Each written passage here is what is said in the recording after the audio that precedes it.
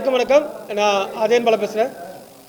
இன்றைக்கி நம்ம ரொம்ப வித்தியாசமான இடத்துல சந்திச்சிருக்கோம். வழக்கமாக நம்ம சந்திக்கிற இடங்கள் தாண்டி இது மாதிரி ஒரு புதுமையான இடத்துல சந்திச்சிருக்கோம்.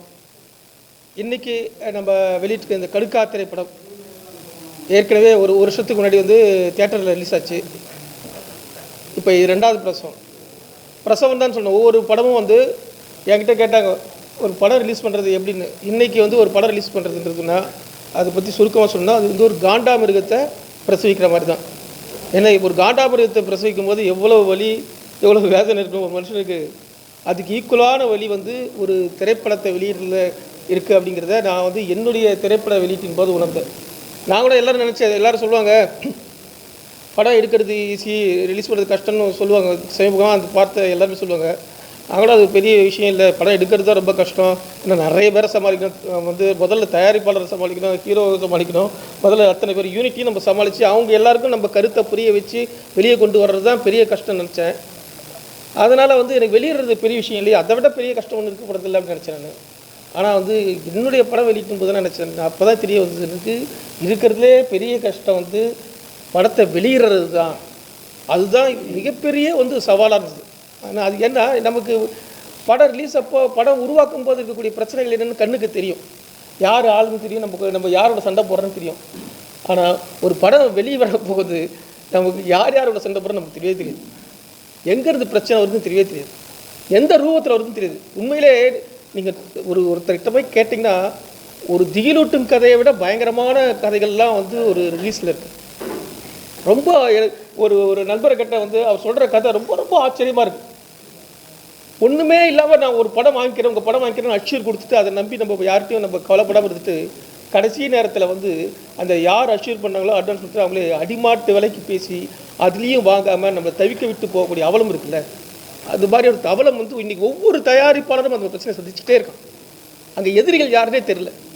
அந்த அளவுக்கு இன்றைக்கு ஒரு படம் வெளிவிடுறதுங்கிறது ஒரு கிட்டத்தட்ட காண்டாமிருகத்தை பார்க்குற மாதிரி தான். அவ்வளோ வலியும் வேதனையும். அது எவ்வளோ தயாரிப்பாளருக்கு வலி இருக்கோ அதே வலி ஈக்குவலான வலி ஒரு டைரக்டருக்கும் இருக்குது.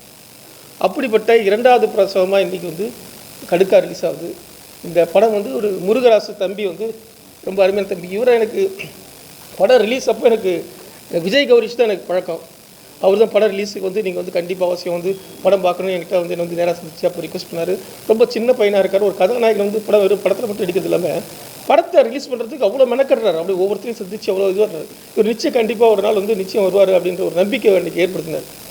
சில நாட்களுக்கு முன்னாடி ஒரு இயக்குனர் இப்போ தான் நான் சந்திச்சேன், படம் ரிலீஸ் அப்போ சந்திக்கல. அவர் என்ன வேறு விஷயம் சந்திச்சிருக்காரு. அவர் என்னுடைய சிறுகதை ஒன்றை படிச்சுட்டு அடுத்த படத்துக்கான அந்த கதைக்கான ரைட்ஸ்க்காக காலச்சூழலில் 20 வருஷத்துக்கு முன்னாடி இந்த கதையை படிச்சுட்டு அப்போது அடுத்த படம் அதை வச்சு பண்ண போகிறோம் அப்படின்னு சொல்லிட்டு அப்போ தான் எனக்கு பழக்கமானார். ரொம்ப அற்புதமான, எந்த அனுபவம் இல்லாமல் எந்த இயக்குனர்கிட்டையும் ஒர்க் பண்ணாமல் 15 வருஷமாக காத்திருந்து பல்வேறு வேலைகளை செஞ்சுக்கிட்டு கடைசியாக இந்த முதல் படத்தை ரொம்ப குறைந்த பட்ஜெட்டில் எடுத்துருக்காருன்றது ரொம்ப ஆச்சரியமான விஷயம். ஒரு அருமையான காதல் கதையை எடுத்து இன்றைக்கி கொண்டு வந்திருக்காரு. இன்றைக்கி 2வது பிரசவமும் இன்றைக்கி சோகமாக உங்கள் முன்னாடி நடைபெறுது. இந்த OTT ப்ளஸில் இந்த வரப்போகிற நீங்கள் எல்லோரும் ஒத்துழைக்கணும். இன்றைக்கு மிக மிக முக்கியமான ரோல் யாருக்கு இருக்குன்னா அது உங்ககிட்ட தான் இருக்குது. ஒரு படத்தை ஓட வைக்கக்கூடிய சரி. ஏன்னா இன்றைக்கு படம் ஓடுற படம் எல்லாமே நல்ல படம்னு நான் சொல்லவே மாட்டேன். அது நல்ல படம் ஓடுதுன்றது பெரிய கேள்வியாக இருக்குது. எனக்கு நல்ல படம் வருதுன்றது தெரியாமல் ஆடியன்ஸ் தெரியாமல் போகக்கூடிய பலவிதமான சம்பவங்கள் இருக்குது. அப்போது மிக மிக பொறுப்புணர்வு, அதிகமான பொறுப்புணர்வுன்னா உங்கள் ஒவ்வொருத்தர்கிட்டையும் இருக்குது. ஒரு ஆப்ரேஷன் ஒரு டாக்டர் கையில் கத்தி வச்சுருக்கக்கூடிய கூர்மையான கத்தி தான் நீங்கள் கையில் வச்சுருக்கீங்க. அப்போது உங்களுக்கு என்ன இதாக இருந்தாலும் உங்களுடைய கருத்து, தனிப்பட்ட கருத்து, அது எது வேணாலும் இருக்கலாம். ஆனால் இந்த தனிப்பட்ட கருத்தை எப்படியாவது நீங்கள் பதிய வச்சுருங்க தயவு செஞ்சு. வேறு யாருக்காகவோ எதுக்காகவோ சமரசம் வச்சுடாது. உங்களுக்கு இப்போ ஒரு படம் பிடிச்சிருந்தா அதை நீங்கள் உறக்க சொல்லுங்கள். நீங்கள் அது ஏதாவது ஒரு இடத்துல அந்த படத்தை வலியுறுத்துறதுக்காக உங்களுடைய தனிப்பட்ட மனசாட்சியோட நீங்கள் உங்களுடைய குரலை உயர்த்தி நீங்கள் பிடிக்கணும். ஏதாவது ஒரு விமர்சனத்தில் ஏதாவது ஒரு இடத்துல பிடிக்கணும். ஏன்னா அது இன்றைய காலகட்டத்தின் தேவையாக இருக்கிறது. ஏன்னா 20 வருஷத்துக்கு முன்னாடி இந்த தமிழ் சினிமா எவ்வளோ உயரத்தில் இருந்ததுன்றது நம்ம எல்லாருக்கும் தெரியும். எத்தனை இயக்குநர்கள், எத்தனை சிறந்த திரைப்படங்கள் வச்சுருந்தது. ஒரு பருத்தி வீரனோ, ஒரு அங்காடி தெருவு, அது மாதிரி ஒரு ஆடுகளமோ, எவ்வளோ அருமையான படங்கள் எவ்வளோ வந்தது. ஆனால் இன்றைக்கி சமீபத்தில் பார்க்க போனால் தமிழ் சினிமாவுடைய உயரம் மிகப்பெரிய கேள்விக்குறியாக இருக்குது. நல்ல டைரக்டர் மனசு திறந்து நம்ம சமீபத்தில் சொல்லக்கூடிய டைரக்டர் ஓடுற படங்கள், நல்ல படங்கள் ஓடுது. ஆனால் நல்ல டைரக்டர் பண்ண படங்கள், தமிழ் சினிமாவுக்கு மரியாதை தரக்கூடிய படங்கள், தமிழ் சினிமாவை உயர்த்தி பிடிக்கக்கூடிய படங்கள் ஏதாவது வந்திருக்கான்னு மனசாட்சி தொட்டு பாருங்கள். இன்றைக்கு தமிழ் சினிமா வந்து கன்னட படங்களோ கேரளா படங்களோ அல்லது இந்தி படங்களோ ஓடுற அளவு கூட வந்து இந்தி படம் இதே குறையை வந்து 3 வருஷத்துக்கு முன்னாடி செஞ்சுது. ஆனால் இன்றைக்கி அதே இந்தி படத்துடைய சூழ்நிலை தான் தமிழ் சினிமா இருக்குது. இன்றைக்கி ஓடுற படங்கள் எல்லாம் ஓடுது. ஆனால் ஏன் காரணம், அதுக்கு முக்கியமான காரணம் வந்து இன்றைக்கி பார்வையாளர்கள் வந்து செட் ஆஃப் மாறிட்டாங்க. எல்லோரும் வந்து யாரெல்லாம் மொபைல் பார்க்குறாங்களோ, அதிகமாக மொபைல் பார்க்குறாங்க வந்து பார்த்திங்கன்னா 5 கரெக்டாக வந்து 10 வயசுலேருந்து 20, 25 வயசுக்குள்ள இருக்கிற பசங்க தான் வந்து பார்க்குறாங்க. அவங்க பக்கம் சினிமா மெல்ல மாறுது. அவங்களுடைய ரசனைக்கு ஏற்ற மாதிரி சினிமா மாறிக்கிட்டே இருக்குது. இப்படி மாறிட்டு போனால் கண்டிப்பாக தொடரும். ஏன்னா அவங்களுக்கு தரம் தெரியாது. அவங்க படம் வந்து தன்னுடைய வாழ்க்கை பற்றி வச்சு அந்த படத்தை நல்லா இருக்குன்றாங்க. அப்போ அவங்களுக்கு கற்றுக் கொடுக்க வேண்டியது, அவங்களுக்கு நல்ல விஷயங்களை எது சரி எது சரி இல்லைன்னு சொல்லிக் கொடுக்க வேண்டிய கடமை வந்து எல்லாருக்கும் இருக்குது. இது ஓடுற படத்தால் நல்ல படம், இது நல்லா இருக்குன்றதால நல்ல படம் அப்படின்றது வச்சுக்கோங்க. தமிழ் அவங்களுக்கு விதைகளாக சொல்ல வேண்டியது உங்களுடைய சொற்கள் மூலமாகவும் உங்களுடைய நீங்கள் சொல்லக்கூடிய விமர்சனங்கள் மூலமாகவும் அவங்களுக்கு நல்ல படம் எது, அதில் எது சரியில்லை எது சரின்றதுன்னு சொல்லிக் கொடுக்க வேண்டியது இந்த காலகட்டத்தின் கட்டாயம் வந்து உங்கள் எல்லாருக்கிட்டையும் இருக்குது. அந்த பொறுப்பானது நீங்கள் எல்லாரும் செயல்படணும்னு நான் ஒரு எழுத்தாளர் முறையில் அன்பை வேண்டிக்கிறேன். நன்றி, வணக்கம். நன்றி அர்ஜுன் பாலா. இப்போ சங்ககிரி ராஜகுமார் தான் வெங்காயம்ன்ற மிகச்சிறந்த படம், பயோஸ்கோப் போன்ற படங்களை எடுத்த ராஜகுமார் வந்து இப்போ சங்ககிரி ராஜகுமார். வாப்பா தம்பி.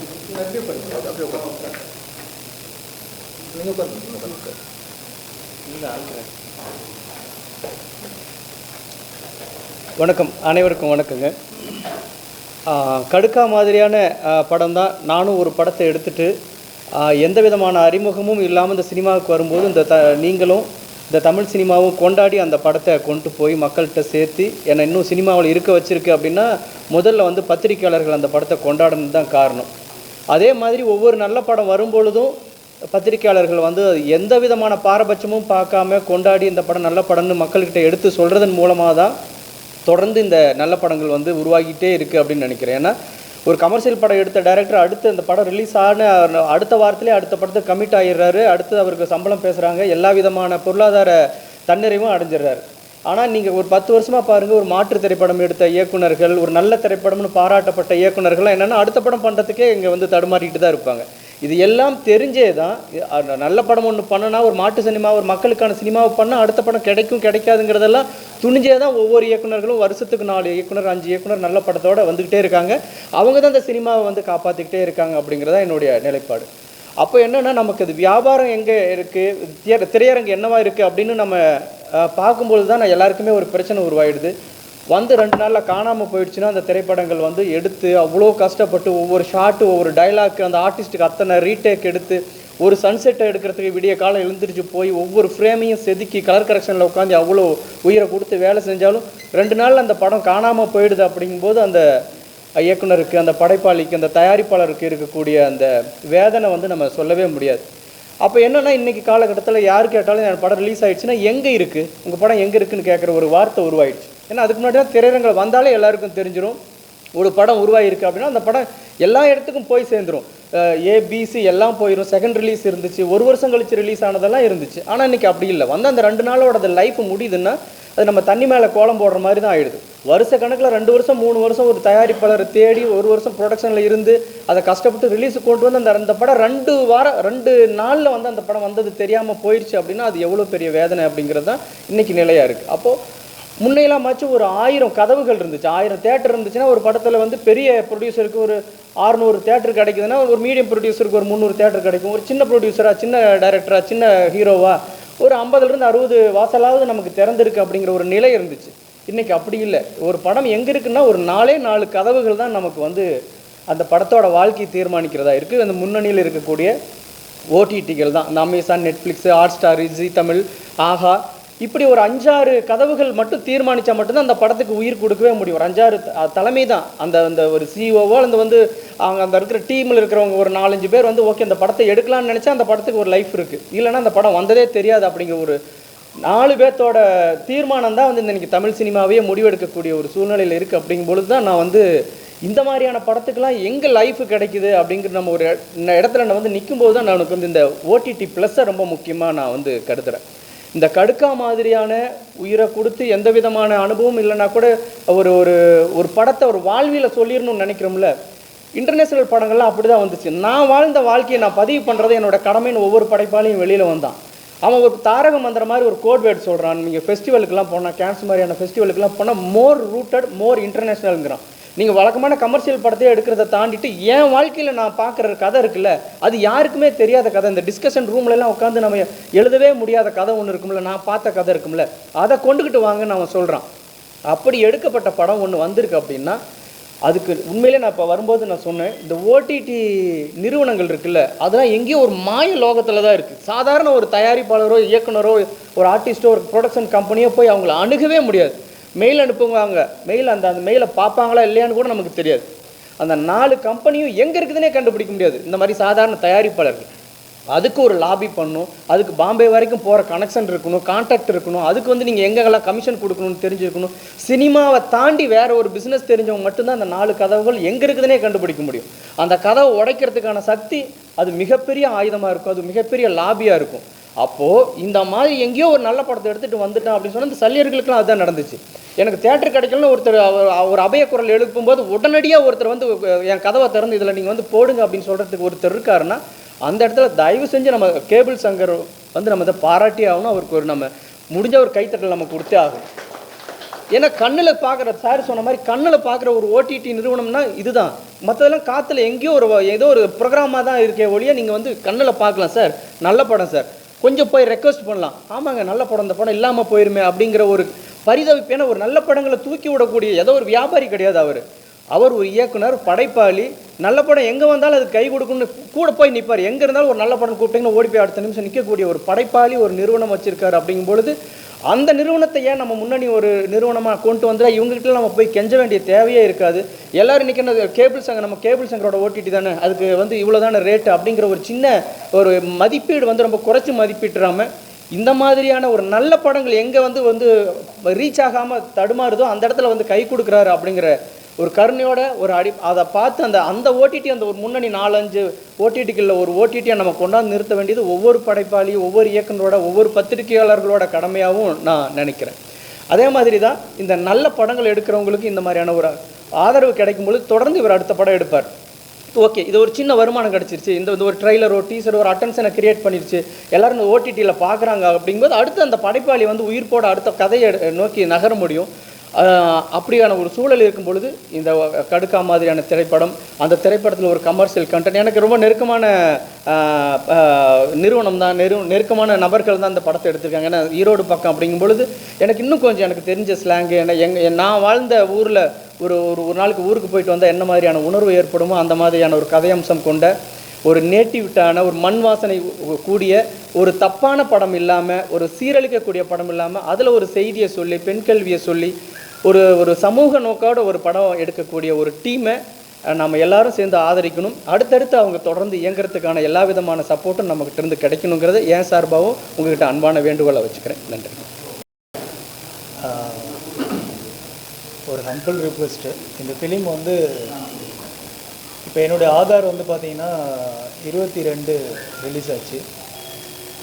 இப்போ போன 12ஆம் தேதி தான் நான் வந்து ஓடிடி பிளாட்ஃபார்மில் ஃபிஷ் பண்ணியிருக்கேன். இந்த இடைப்பட்ட காலத்தில் வந்து இந்த படம் ஏன் தாமதம், ஏன் இவ்வளோ ஒரு நல்ல படம் வந்து பெஸ்ட்டு கிரிட்டிக்ஸ், தமிழ் இண்டஸ்ட்ரி வந்து பெஸ்ட்டு கிரிட்டிக்ஸ் பத்திரிகைகள் கொடுத்து அந்த படம் வந்து ஓடிடி பிளாட்ஃபார்முக்கு ரீச் பண்ணுறதுக்கு இவ்வளோ பெரிய ஒரு ட்ராவல் தேவைப்பட்டிருக்கு. அப்போது நான் ஸ்ட்ரகிள் ப்ரொடக்ஷன் பண்ணதுனால ஒரு விஷயத்தை வந்து ரொம்ப டீட்டெயில்டாகவும் அருகாமையிலும் நான் கவனிக்க முடிஞ்சிச்சு. ஸோ அப்படி பார்க்கும்போது தான் நிறைய கண்ணுக்கு தெரியாத கிருமிகள் வந்து இருக்காங்க. இதில் ஓடிடி பிளாட்ஃபார்முக்கு ஒரு ஃபிலிமை கொண்டு போய் சேர்க்கறதுல தடுக்கக்கூடிய கிருமிகள். ஸோ அப்படி நிறைய பேர் இருக்காங்கன்றதை நான் வந்து அண்டர்ஸ்டாண்ட் பண்ணேன். அப்படி இருக்கும் பொழுது இந்த கேபிள் சங்கர் சாருக்கு வந்து நான் ரொம்ப தேங்க்ஸ் பண்ணோம். என்கிட்ட இந்த ஃபிலிம் வந்து ஓடிடியில் என்னுடைய படத்தை இப்போ வந்து தமிழ் டு மலையாளம் போகிறேன், நான் ரீமேக். மலையாளத்துலேருந்து ரீமேக் வந்து தமிழுக்கு வர்றது வந்து நிறைய நமக்கு பார்த்துருக்கோம். தமிழ்லேருந்து மலையாளத்துக்கு போகிற ஒரு கண்டென்ட்டை நான் பண்ணியே இவ்வளோ லேட்டாக தான் நான் ஓடிடிக்கு வந்திருக்கேன். அப்போது இங்கே எவ்வளோ ஸ்ட்ரகிள் இருக்குது இதில் அப்படிங்கிறத நான் சொல்கிறதுக்காக இந்த விஷயத்தை நான் பதிவு பண்ணுறேன். இன்னையிலேருந்து வந்து இந்த ஓடிடி ப்ளஸில் வந்து டைரக்டர் முருகதாஸ் பண்ண இந்த கடுக்கா ஃபிலிம் வந்து அமேசான் ப்ரைம்லேயும் சங்கர் சாரோட ஓடிடி ப்ளஸ் ஜியோ இந்த பிளாட்ஃபார்மில் ஸ்ட்ரீமிங் ஆகுது. தயவு செஞ்சு வந்து பத்திரிகை நண்பர்கள் இந்த படங்களை வந்து இந்த பிளாட்ஃபார்மில் இருக்குங்கிறத எப்படியாவது கொண்டு சேருங்க. ஏன்னு கேட்டால் இதை வந்து பெரிய யாருமே இதுக்கு வந்து ஒரு பைட் கொடுக்கறதுக்கோ இல்லை வந்து ஒரு வெளியில் சொல்கிறதுக்கோ நிறைய தயக்கங்கள் இருக்குது இங்கே ஒரு நல்ல படத்துக்கு. அப்படி இருக்கிறதுனால இதெல்லாம் வந்து உங்களால் மட்டுமே சாத்தியம் அப்படின்னு சொல்லி நான் நம்புகிறேன். உங்களுக்கு வந்து அந்த ஃப்ரீடம் இருக்குது. ஸோ நல்லா இருக்குது அப்படின்னா நல்லா இருக்குது, அவ்வளோதான். ஓங்கி அடிச்சுட்டு போயிட்டே இருக்கக்கூடிய ஒரு ஃப்ரீடம் இருக்குது உங்களுக்கு, எந்த விதமான ஒரு தயக்கமும் இல்லாமல். அப்படி ஒரு போராடி வரக்கூடிய கலைஞர்களை நீங்கள் வந்து அப்ரிஷியேட் பண்ணணும் அப்படிங்கிறத நான் ஹம்பிள் ரிக்வஸ்ட்டாக வைக்கிறேன். அதே மாதிரி இந்த படத்துக்கும் நீங்கள் மரியாதை கொடுக்கணும் அப்படின்றது என்னுடைய ஆசை. விஜய் சார் வந்து ப்ரொடியூஸ் பண்ணியிருக்காங்க, அவருக்கு வாழ்த்துக்கள்.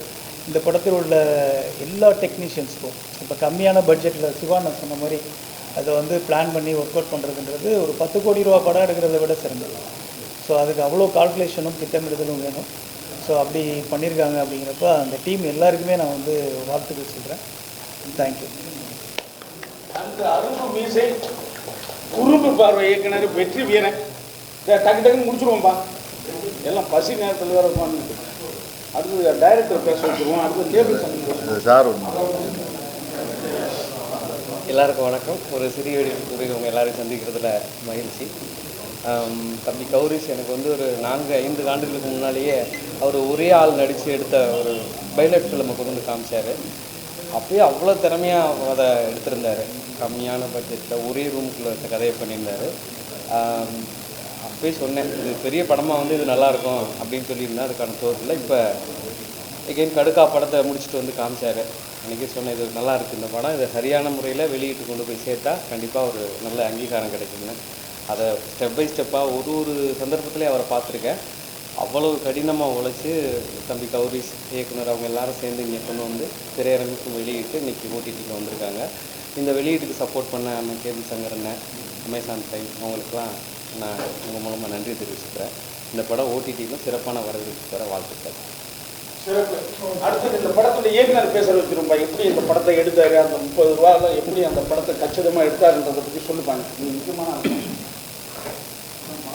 எல்லாருக்கும் வணக்கம்.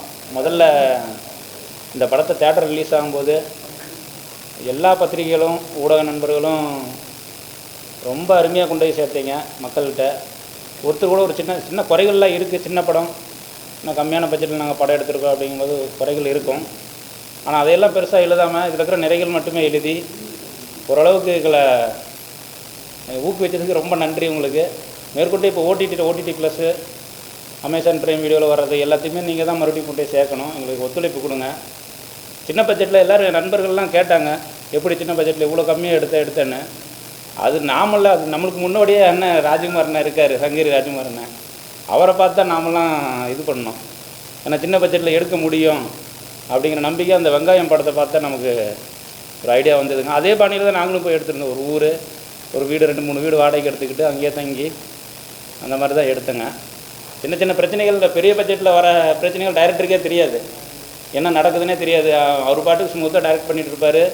அங்கே மேனேஜர்ஸ் அவங்கெல்லாம் பார்த்துக்குவாங்க. இங்கே எல்லாமே நம்ம தான். அப்படிங்கும்போது எல்லா பிரச்சனையும் நேராக நம்மகிட்ட தான் வரும். ஒரு சின்ன சாப்பாடு லேட்டானா கூட நேராக நம்மகிட்ட தான் வரும். அதை எல்லாத்தையும் தாண்டிக்கிட்டு மறுபடியும் நம்ம நடித்தவங்க எல்லாருமே ரொம்ப நல்லா ஒத்துழைப்பு கொடுத்தாங்க.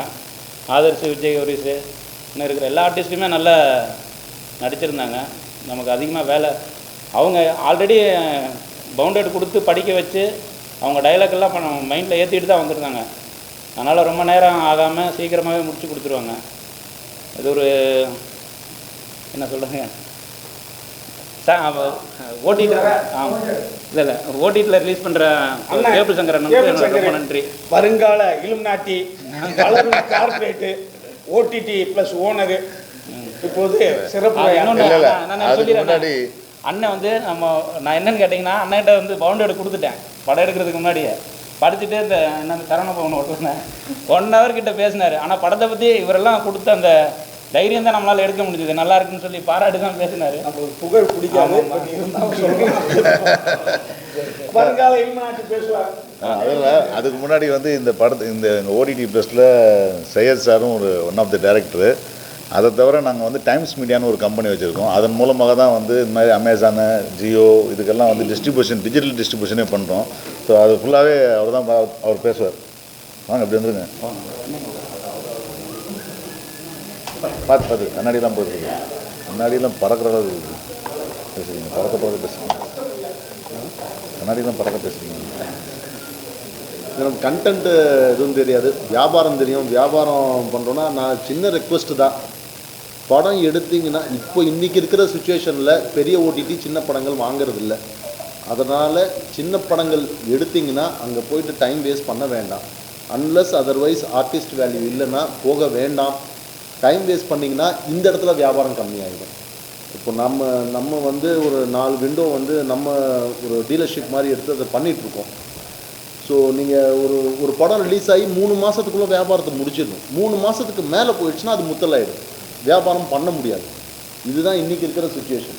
ஏன்னா இப்போ நம்ம வந்து இப்போது ப்ரைம்லேயோ இல்லை ஜியோலேயோ கொண்டு போய் கொடுக்கும்போது அவங்க வந்து இது 2024 வந்ததில்லை, இப்போ என்ன சொல்கிறாங்க, இது 2025 ரிலீஸ் ஆகிடுச்சுல்ல, இது எப்படி அப்படின்றாங்க. ஸோ இந்த மாதிரி கேள்விகளுக்கு நாங்கள் பதில் சொல்லி அதுக்கு மீறி இந்த வியாபாரத்தை நம்ம பண்ணுறதுக்குள்ளே நமக்கு போதும்னு ஆயிடுது. இன்றைக்கி இருக்கிற சுச்சுவேஷனு சின்ன படங்கள் நிறைய எடுக்கணும், ஆனால் அது சீக்கிரம் வியாபாரம் பண்ணணும். அது வச்சுட்டே இருந்தீங்கன்னா அடுத்தடுத்த ட்ரெண்டு மாறிட்டே இருக்குது, மறுபடியும் அதை கொண்டு போய் விற்க முடியறதில்ல. அது ஒரு பெரிய ஒரு விஷயமாகவே இருக்குது. பெரிய ஆர்டிஸ்ட்டாக நீங்கள் போய் அப்ரோச் பண்ணுங்கள், வேணாம்னு சொல்லலை. சின்ன ஆர்டிஸ்ட் வச்சு நம்ம எடுக்கிறோம், அப்கமிங் ஆர்டிஸ்ட்டை வச்சு எடுக்கிறோம், லோ பட்ஜெட்டில் எடுக்கிறோம் அப்படின்னா டக்குன்னு வந்து OTT plus Times Media Network வந்துடுங்க. அதை கொண்டு போய் எப்படியும் நம்ம சேர்த்திடுவோம். Prime, Jio, Lionsgate play எல்லாத்தையும் ஒரு 4-5 பிளாட்ஃபார்ம் நாங்கள் பேசிகிட்டு இருக்கோம். ஆமாம், ஒயிட் ரிலீஸ் பண்ணுறது. இன்னும் இந்த டிஸ்ட்ரிபியூஷனை வந்து வேறு ஒரு பரிமாணத்தில் கொண்டு போய் சேர்க்க போகிறோம். அதாவது கேபிள் மூலியமாக புது படத்தை ரிலீஸ் பண்ண போகிறோம். எல்லா செட்டாப் பாக்ஸ்லையும் வரப்போகுது. இன்னும் கொஞ்ச நாளில் செட்டாப் பாக்ஸில் வந்து வரப்போகுது. இன்னொரு விஷயம், நீங்கள் நினச்சி பார்க்க முடியாத அளவுக்கு ஒரு டிக்கெட் விலையை ஃபிக்ஸ் பண்ணியிருக்கோம். ஆமாம், அது விரைவில் அது வந்து என்னென்னா சொல்லிடலாம். 9 ரூபாய்க்கு படம் பேப்பர் வியூவில் பண்ணலான்னு இருக்கோம். வேர்ல்டு படம் நீங்கள் 9 ரூபா பே பண்ணிங்கன்னா ஓடிடி ப்ளஸில் பார்த்துக்கலாம். அதே போல் சிவி மாதிரியான நெட்வொர்க்கில், பெரிய நெட்வொர்க்கில் செட்டாப் பாக்ஸ் மூலமாக அவங்களே ஸ்கேன் பண்ணி அது படம் பார்த்துக்கலாம். ஸோ அது பேச்சுவார்த்தை நடந்துட்டுருக்கு. அது டெக்னாலஜி வைஸ் வந்து அது பேக் அண்ட்னா ரெடி ஆனவுடனே நாங்கள் அனௌன்ஸ் பண்ணலான்னு இருந்தோம். இது ஒரு வாய்ப்பாக இருக்குது. ஆமாம், ஏன்னா சார் சொல்கிற மாதிரி படம் எடுக்கிறது எப்படி டிஸ்ட்ரிபியூஷனுக்கு பெரிய கஷ்டமாக இருக்குதோ, அதே போல் கஷ்டம் வந்து டிஜிட்டலாக டிஸ்ட்ரிபியூஷன் பண்ணுறதுக்கும் பயங்கர பிரச்சனை இருக்குது. எல்லோரும் படம் பார்க்க மாட்டாங்க, எங்களுக்கு நான் வந்து பேண்ட்வித் வேஸ்ட் ஆகும் அப்படின்லாம் நிறைய கருத்துலாம் சொல்கிறாங்க.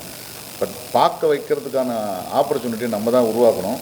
அந்த உருவாக்குற மேட்டரை வந்து நாங்கள் வந்து டிஜிட்டல் டிஸ்ட்ரிபியூஷன் கம்பெனியாக ஒன்று ஃபார்ம் பண்ணி சாரோடைய எக்ஸ்பர்டைஸில் அவருக்கு வந்து மார்க்கெட்டிங்கில் அதில் பெரிய கெத்தான ஆள். எப்படி நான் வந்து உங்கள்கிட்டலாம் வந்து நல்லா ஈஸியாக படத்தை ஈஸி வாங்கி வந்து போகிறேன்னா, அது மாதிரி அவர் அந்த டிஸ்ட்ரிபியூஷன் ரொம்ப ஸ்ட்ராங்கு. எனக்கு அது வராது. அதனால் வந்து அவருக்கு பயங்கர எக்ஸ்பீரியன்ஸ் அதில். அதனால் 22 வருஷமாக டிஸ்ட்ரிபியூஷனில் தான் இருக்கிறேன். ஆனால் கேபிள் டிவி டிஸ்ட்ரிபியூஷனில் இருந்தேன். எனக்கு சொல்லி கொடுத்து வளர்த்ததே 20 வருஷத்துக்கு முன்னாடி சொல்லி கொடுத்து வளர்த்ததே content is king, distribution is god. நீங்கள் என்ன தான் கிங்காக இருந்தாலும் டிஸ்ட்ரிபியூஷன் கொண்டு போய் சேர்க்கணும்னா அந்த கிங்க்கு வேல்யூ இல்லாமல் போயிடும். ஏன்னா அதனால் வந்து ரொம்ப முக்கியமாக இப்போ இந்த அனௌன்ஸ்மெண்ட் பண்ணுறோம். விரைவில் வந்து 9 ரூபாய்க்கு ஒரு படம் வந்து யார் வேணால் எப்போ வேணால் பார்க்கலாம் பேப்பர் வியூவில். ஸோ அந்த ஒரு சிஸ்டம் கொண்டு வரத்துக்கு இருக்கும், inclusive of cable network and OTT எல்லாத்துலேயுமே. இன்னும் வந்து இது பேசிகிட்டு இருக்கோம் 9 ருபீஸ்க்கு. ஸோ ஜியோலெல்லாம் 9 ருபீஸ்க்கு அவங்க ஒத்துக்கிட்டாங்கன்னா it will be quantity business, quality. அதாவது மில்லியன்ஸ் ஆஃப் சப்ஸ்கிரைபர் இருக்காங்க, அத்தனை பேருக்கு அந்த படம் அங்கே இருக்கும். யார் வேணாலும் அத்தனை மில்லியனில் 1% பார்த்தா கூட அது பெரிய ஒரு டீ விலையை விட கம்மி விலையில் வந்து நம்ம படத்தை கொண்டு போய் சேர்க்கணும் அப்படின்றது தான் என்னுடைய மோட்டிவ். இப்போது 9 ருபீஸ் ஒரு டீ இன்னைக்கு 12 ரூபா 15 ரூபா ஆயிடுச்சு. அதை விட கம்மி 9 ரூபாயில் ஒரு படத்தை கொண்டு போய் சேர்க்கணும் அப்படின்னா ஒரு ஜியோ மாதிரி ஒரு பிளாட்ஃபார்மில் நம்ம போய் பேசிகிட்டு இருக்கோம். அது அவங்க ஓகே சொல்லிட்டாங்கன்னா அது 1 லட்சம் பேர் பார்த்தா கூட 9 லட்ச ரூபா சார். கண்டிப்பாக அது பெரிய விஷயம். இப்போ 30 லட்ச ரூபா இந்த படம் எடுத்திருக்காங்க அப்படின்னா ஒரே நாளில் வந்து நம்ம வந்து அது 9 லட்ச ரூபா அது வந்துருக்குன்னா அது ஒரு பெரிய விஷயம். ஸோ நம்ம அதுக்கு உண்டான அந்த டெக்னாலஜி விஷயம் தான் இப்போ கொஞ்சம் இடிபாடாக இருக்குது. அது முடிஞ்சிருச்சுன்னா அது நாங்கள் லான்ச் பண்ணிடுவோம் அந்த விஷயத்தை.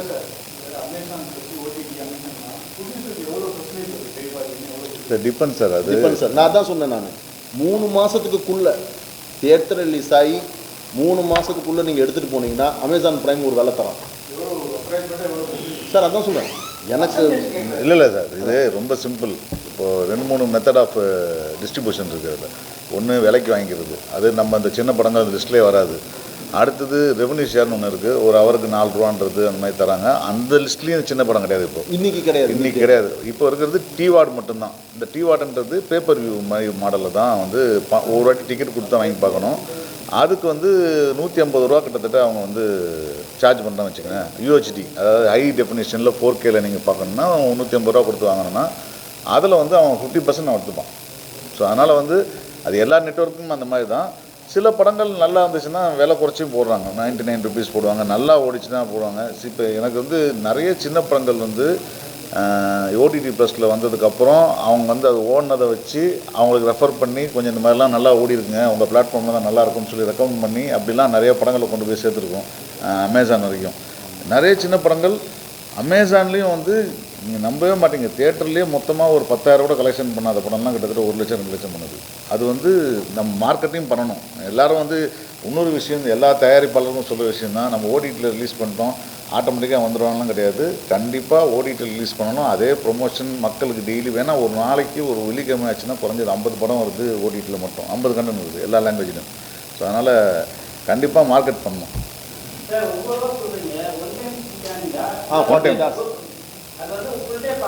48 hours 48 மணி நேரத்தில் நீங்கள் எத்தனை தடவை வேணாலும் அதை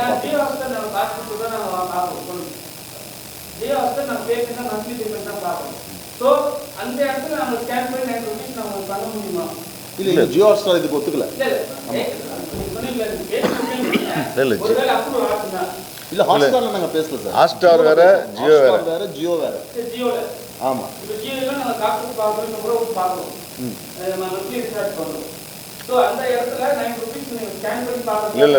இல்லை பிரதர், ரொம்ப சிம்பிளான மேட்டர். நீங்கள் வந்து ஜியோவுக்கு வந்து ஏதாவது ஒரு பேக்கேஜ் வாங்கிக்கிறீங்க, அந்த பேக்கேஜில் ஓடிக்கிட்டு இருக்கு இல்லையா, இப்போது அந்த இடத்துல இந்த படம் இருக்குது, இந்த படத்தை நீங்கள் பார்க்கணுன்னு பே பண்ணிங்கன்னா அந்த படத்துக்கு மட்டும் பே பண்ணி பார்த்துக்கலாம், அவ்வளோதான். இப்போ நீங்கள் அமேசான் ப்ரைம் வந்து 149 ரூபா மாதம் கட்டுறீங்க. அதில் மூவிஸ் ஃபார் ரெண்ட்டுன்னு சொல்லி ஒரு செஷன் வச்சுருக்கான், அது தெரியுங்களா? ரெண்ட்டுக்கு நீங்கள் ஆட்டோமேட்டிக்காக பணம் கட்டி தான் 99 ருபீஸு. பட் ஆமாம் 99. ஆதார் ரிலீஸ் பண்ணும்போது வந்து 149. இந்த வாரம் 99 பண்ணிட்டாங்க. ஆனால் அவன் 99க்கு கம்மி எந்த படமும் அவன் கொடுக்கறதில்ல சார். பார்த்தாலும் எல்லா படமும் இல்லை.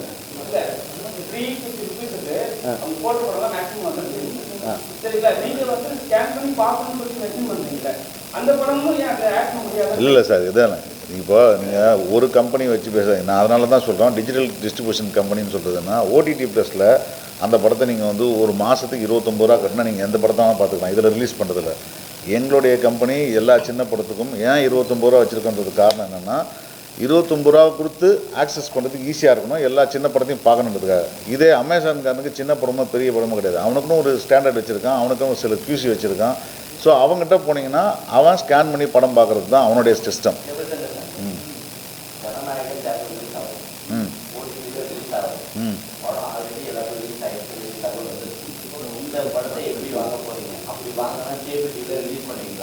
நான் ஏன் கேபிள் டிவி யூஸ் பண்ணோம்? என் கம்பெனி கிடையாது அது. என்னை கேட்கக்கூடாது. சிபிஎஃப்சி சர்டிஃபிகேட் இல்லாமல் நாங்கள் எந்த படத்தையும் சொல்கிறதில்ல, அது வெரி கிளியர். ஏன்னா அது பெரிய பிளாட்ஃபார்ம்ஸ் எல்லாத்துக்கும் கன்ஃபார்ம் தான். ஏன்னா அவங்க சிபிஎஃப்சி சர்டிஃபிகேட் இல்லாமல் அவங்க எந்த படத்தையும் அமேசான் ப்ரைம் ஆகட்டும், ஜியோ ஆகட்டும், ஏன்னா அது நாளைக்கு கருத்து ஏதாவது தப்பாக இருந்துச்சுன்னு வச்சிங்களேன், எந்த பிளாட்ஃபார்மில் ரிலீஸ் பண்ணுறோமோ அவங்க மேலே தான் கேஸ் போடுவாங்க. ஃபஸ்ட்டு கேஸ் ஓடிடி ப்ளஸில் பண்ணுறோம். ஓடிடி ப்ளஸில் சென்சார் இல்லாமல் பண்ணுறோம், படங்கள் பார்க்குறோம். ஆனால் படம் பார்த்துட்டு தான் பண்ணுறோம். படம் பார்க்கணும். ஏன்னா ஏதாவது ஒரு வார்த்தை, ஏதாவது ஒரு பெண்கள் பற்றியோ இல்லை ஜாதி பற்றியோ இல்லை ஏதோ ஒரு வார்த்தை தப்பாக சொல்லிட்டாங்கன்னு வச்சிங்களேன், முதல் கேஸ் நோட்டீஸ் இங்கே தான் வரும். நாங்கள் தான் முடிக்கணும், டேரக்டர் நாங்கள் தேடணும், ப்ரொடியூசர் தேடணும். அதுக்கப்புறம் அதனால் CBFC certificate must. CBSE certificate இருந்துச்சுன்னா பெரிய படங்கள் எங்ககிட்ட வரமாட்டாங்க சார், ஓப்பனாக சொல்கிறேன். நாங்களும் அங்கே போக மாட்டோம் சார். ஆமாம் சார். கேள்வி பதில் நம்ம அப்புறம் வச்சுக்கோ. இன்னும் 2-3 பேர் பேசணுமா?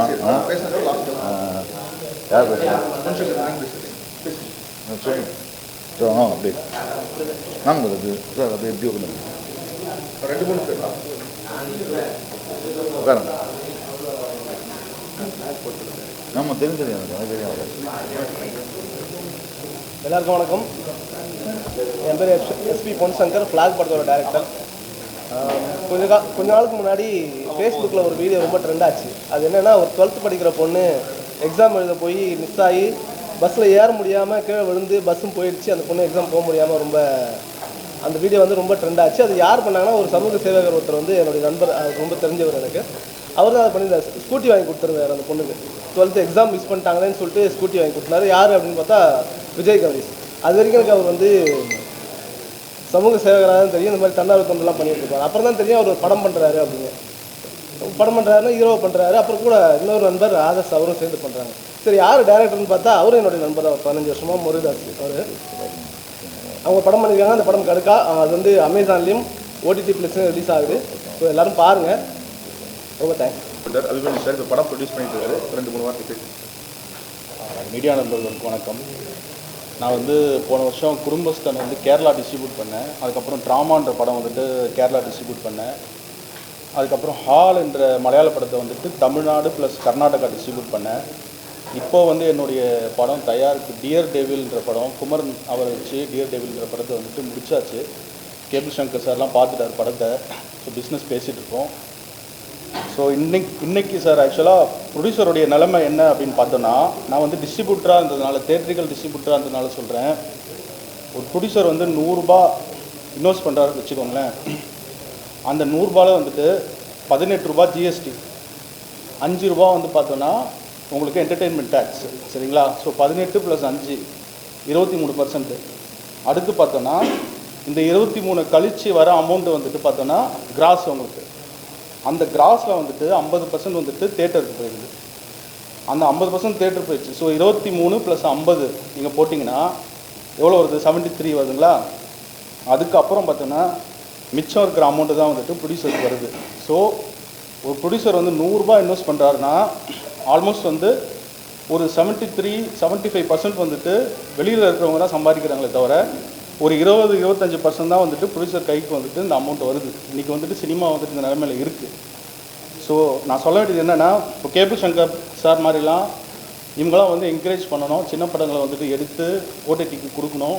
சார் அவருடைய பிளாட்ஃபார்மில் ரிலீஸ் பண்ணாங்கன்னா சின்ன படங்களுக்கு வந்துட்டு ஒரு லைஃப் இருக்கும். சின்ன படங்களுக்கு வந்து இன்றைக்கி தேட்டர்ஸே கிடையாது.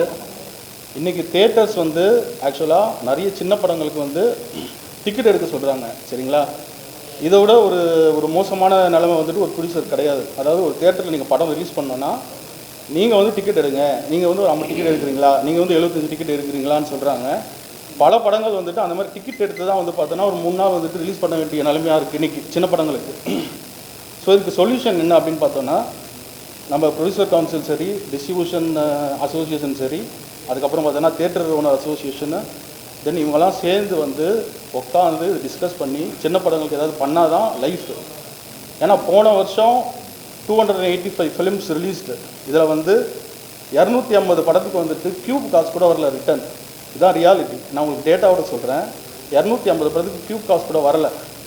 ஸோ மிச்சம் இருக்கிற ஒரு 35 படம் தான் பார்த்தா அப்படி இப்படின்னு தேறி ஒரு பணத்தை எடுத்துருக்காங்க. கௌரிஷை பற்றி சொல்லணுன்னா, எனக்கு 4 இயர்ஸ் பேக்கே காட்டினார், படத்தை காட்டினார், இதோடைய படத்துடைய பைலட்லாம் காட்டினார். ஸோ எனக்கு ஒரு 4 வருஷமாக பழக்கம் வருது. கௌரிஷ் அவருடைய பேக்ட்ராப் என்னென்னா சினிமா பேக்ட்ராப் கிடையாது, ஒரு பெரிய பேக்ட்ராப் கிடையாது. ஒரு சாதாரணமான ஒரு மிடில் கிளாஸ்லேருந்து வந்து ஒரு பேஷனை நோக்கி ஒரு படத்தை நல்லா பண்ணணும்னு சொல்லி ஒரு படத்தை எடுத்து ரிலீஸ் பண்ணியிருக்காரு. இந்த படத்தை ரிலீஸ் பண்ணி இன்றைக்கி ஓடிடியில் ரிலீஸ் பண்ணுறாருன்றது வந்துட்டு இது வந்துட்டு ஒரு சாதாரண ஒரு மிடில் கிளாஸுடைய சக்ஸஸ் இது. சரிங்களா? நீங்கள் இப்போ நான்லாம் வந்து டைரக்ஷன் டிபார்ட்மெண்ட், நான்லாம் ஹரி சாரோட அசோசியேட்டாக இருந்திருக்கேன், கதீர் சாரோட அசோசியேட்டாக இருந்திருக்கேன்.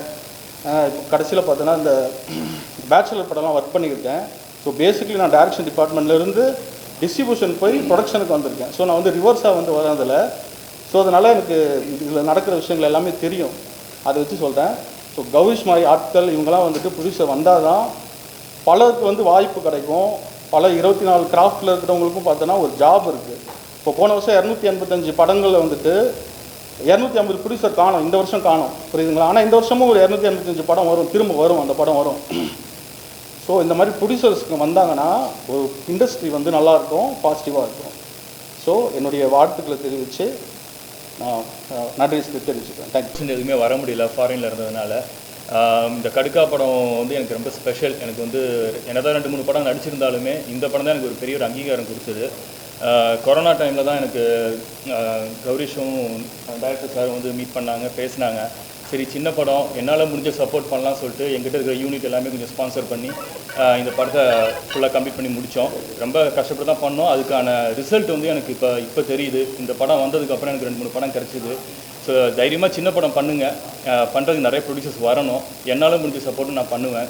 ஸோ இந்த மாதிரி சின்ன சின்ன படங்கள் வந்து நல்லா ரீச் ஆனால் தான் தமிழ் சினிமா நல்லா இருக்கும். ஸோ அதனால் தேங்க்யூ. அண்ட் இந்த படம் ஓடிடியில் வர கேபி சங்கர் சாருக்கு ரொம்ப தேங்க்ஸ். ரிலீஸ் பண்ணி கொடுத்த தனஞ்சயன் சாருக்கு தேங்க்ஸ். என்னால் வந்து இதுதான் ஃபர்ஸ்ட்டு ப்ரொமோஷன் சொல்லிட்டு என்னால் அட்டன் பண்ண முடிஞ்சது. ஸோ எல்லாருக்குமே தேங்க்ஸ். டைம் ஆச்சு. ஸோ எல்லாருக்கும் நேம் சொல்ல முடியல. ஸோ தேங்க்யூ வெரி மச் எல்லாருக்கும். அண்ட் இந்த ப்ரெஸ் எல்லாருக்குமே, ஏன்னா ப்ரெஸ் அண்ட் மீடியா இல்லைனா என்ன தான் நல்ல படம் எடுத்தாலும் அது ஆடியன்ஸ்ட்டு கொண்டு போய் சேர்க்க முடியாது. ஸோ உங்கள் எல்லாருக்குமே ரொம்ப ரொம்ப தேங்க்ஸ். Thank you very much. இந்த படத்தை ஆரம்பத்தில் ரொம்ப சப்போர்ட் பண்ணி தேட்டர் ரிலீஸ் பண்ண தனஞ்சயன் சாருக்கு என்னோட முதல் நன்றியை தெரிவிச்சுக்கிறேன்.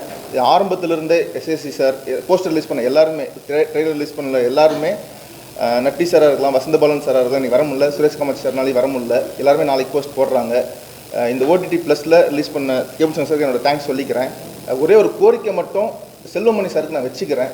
ஏன்னா பெப்சி பொறுத்த வரைக்கும் எல்லாருமே ஒரே பேட்டா வச்சுக்கிட்டு சின்ன படங்களுக்கும் அதே பேட்டா தான், பெரிய படங்களுக்கும் அதே பேட்டா தான், கேமரா பேட்டாவோ இல்லை லைட் பேட்டா எதுவும் மாறுறதில்ல. ஆனால் எங்களுக்கு சொல்ல போகிறது மட்டும் சின்ன படம்னு சொல்லிடுறாங்க. அது ஒன்று நீங்கள் எல்லாத்துக்கும் இது கம்மி பண்ணி கொடுத்தீங்கன்னா கூட எங்களுக்கு அது யூஸ்ஃபுல்லாக இருக்கும். அது இல்லாமல் அது சின்ன படம் சொல்லும்போது அது எந்த யூஸ்ஃபுல் இல்லை. அப்போ நாங்கள் அது சின்ன படம்னு சொல்ல முடியாது. அப்போ நீங்கள் எங்களுக்கு எல்லாம் பெரிய படம்னு சொல்லுங்கள். அதுதான் நாங்கள் வைக்கிற ஒரே கோரிக்கையே. ஸோ முடிஞ்ச அளவுக்கு ஓடிடியில் மக்கள் கண்டிப்பாக பார்க்குறதுக்கு ஓடிடி ப்ளஸ், அமேசான் பிரைம் எல்லாம் பார்த்து சப்போர்ட் பண்ணுங்கள்.